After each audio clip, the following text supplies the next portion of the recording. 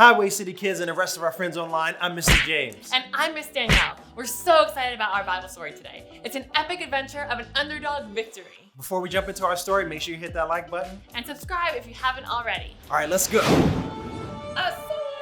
for the Lord and for Gideon! You might be wondering how I ended up on the battlefield and why I have my calculator. Let's rewind to earlier in the day. 1, 2, 3, 4. 1, 2, 3, 4. Clap your hands and touch the floor. Clap your hands and touch the floor. 5, 6, 7, 8. 5, 6, 7, 8. Run in place, quick, don't be late. Run in place, quick, don't be late. 9, 10, 11, 12. 9, 10, 11, 12. Spin around, then pinch yourself. Spin around and pinch yourself. Out. 17, 18, 19, and 20.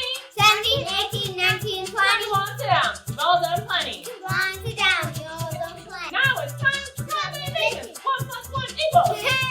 2 plus 2 equals 4 plus 4 equals 8. 2, 5, 4 plus 4, 5, 9 equals 713. Still area for improvement.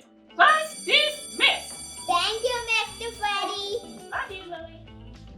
Freddie, thank you so much for helping the kids with their math class. Miss Danielle says that you've been a great help. Oh, it's nothing. Well, that's actually why I'm here. I wanted you to be in our Bible story today. You see, in this story, there's lots of numbers and math story problems. Oh, like if you have 2 ice cream cones and I have 20 ice cream cones, that means I have 10 times the amount that you have. Yes, that's the exact type of math problems that would help our kids understand the odds our hero was against in today's story. Could I bring my calculator? Absolutely. I'm in. The Israelites sinned greatly against God. God sent a prophet to tell them, I have rescued you from slavery and brought you into the promised land. But you have not listened to me. So God allowed the Midianites to invade their land. The Midianites ruined all of their crops and took their food. They invaded their land to ravage it. Because the power of the Midianites was so oppressive, the Israelites cried out to the Lord for help, and God heard their cry. He chose Gideon to lead the people. The angel of the Lord appeared to Gideon and told him, I will be with you and will drive the Midianites out of Israel. At first, Gideon was afraid. He asked God to show him a sign by making some fleece wet and then dry. After seeing God's power, Gideon obeyed and did what God told him to do. Gideon sent messengers calling the men to arms, and they joined him and were camped at the spring of Harod, while the camp of Midian was north of them. The men of Israel had 32,000 soldiers, while the Midianite army had 135,000. Oh, numbers! That's where I come in, right, Mr. James? 32,000 versus 135,000. That means the Midianites had 4.22 times more soldiers. So for every 1 soldier Gideon had, the Midianites had 4 more. I see what we're doing here. Gonna show how the underdog somehow pulls off an unexpected victory. But I don't know, the numbers are not in our favor. Oh, trust me, the numbers don't end there. The odds against them are about to grow even more. Let's jump into the story here. The Lord said that we have too many men. Did he just say too many? Sounded like he said too many. So you can go home if you're afraid or timid. I'm out. I'm out. Bye. 22,000 men have left there. So, if 22,000 men left, that's 32,000 minus 22,000, which equals 10,000. We're down to 10,000 soldiers. For every 1 soldier, there's almost 14 more of them. We'll be toast. Look, Gideon's about to talk again.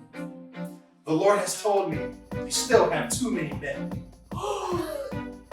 Come down to the water. The Lord will separate more there. Whoever bows down and drinks water on their knees can go home. Bye, guys. Bye. Bye. Sir, we have 300 men left. 135,000 divided by 300. That's 450 times as much. For every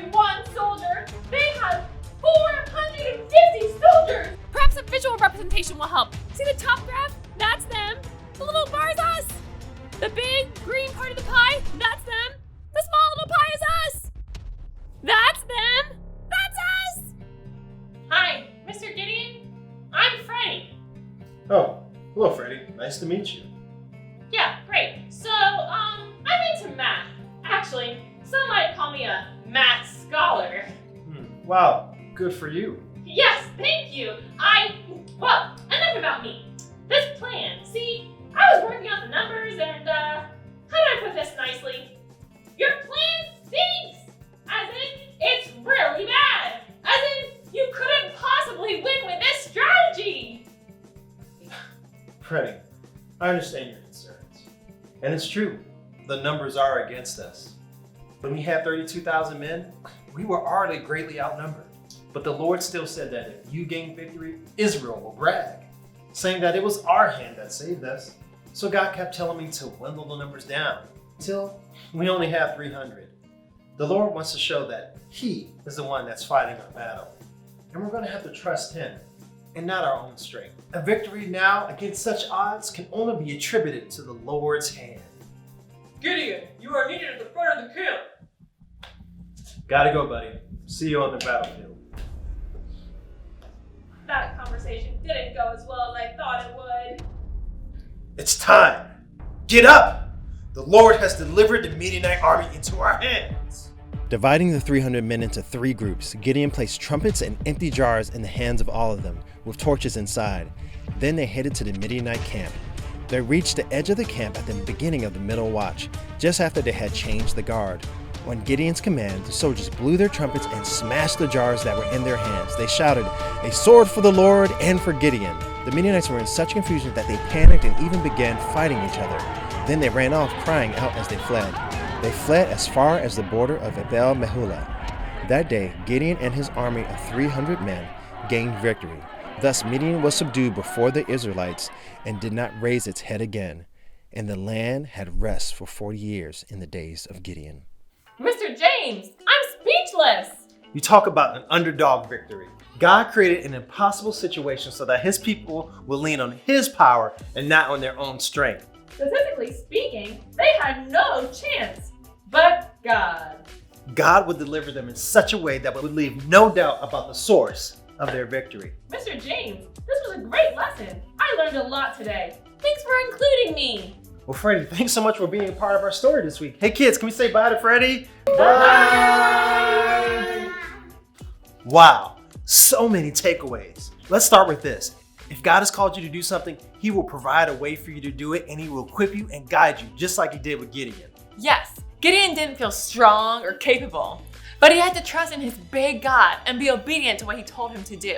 That's an important lesson for us. What has God called you to do? You can obey Him and trust His promises. And remember His promise to never leave you and never forsake you. That should remove fear and give you hope and confidence. Hey, that was part of our verse challenge. Check this out. Hebrews 13:5-6. Hebrews 13:5-6. Hebrews 13:5-6. Never will I leave you. Never will I leave. Never I will leave you. Never will I forsake you. Never will I forsake you. Never will I forsake you. So we can say With confidence. So we stay with confidence. So we say with confidence. And confidence. With confidence. The Lord is my help. The Lord is my helper. The Lord is my helper. My helper. My helper. I will not be afraid. I will not be afraid. And I will not be afraid. Hebrews 13:5-6. Hebrews 13:5-6. Hebrews 13:5-6. Yay! Thank you so much for participating in the verse challenge. Those are great truths to reflect on and memorize this week. Thanks for joining us for our lesson. If you've missed any of our episodes, make sure you check out our Kids Lessons playlist so that you can watch or rewatch some of your favorite episodes. Can you guys believe that we're already on episode 10? Have a great week. Remember God's promises. He can be trusted. See you next week. Bye.